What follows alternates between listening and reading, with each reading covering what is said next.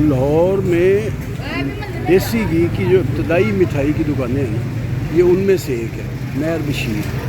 اب ان میں شاید فاصلہ ہو گیا ہے، سپر مہر سویٹ ہو گیا ہے۔ یہ مہر بشیر، المشہور مہر بشیر، یہ وہی ہے مہر بشیر کی مٹھائی ہے۔ ناشتہ ان کا دنیا بھر میں مشہور رہا ہے، اور آج بھی اس ناشتے کا دیسی گھی میں بنتی ہے پوڑیاں، اور حلوہ بنتا ہے دیسی گھی میں، اور یہ سپر چیز ہوتی ہے اسے۔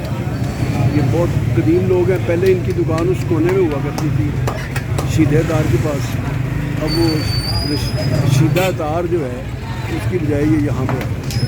تو عرصہ ہو گیا یہاں آئے ہوئے بھی، تقریباً 30-40 سال ہو گئے۔ ان کا پتیسا بڑا مشہور ہے، اور ناشتے میں تو ان کا ثانی ہے۔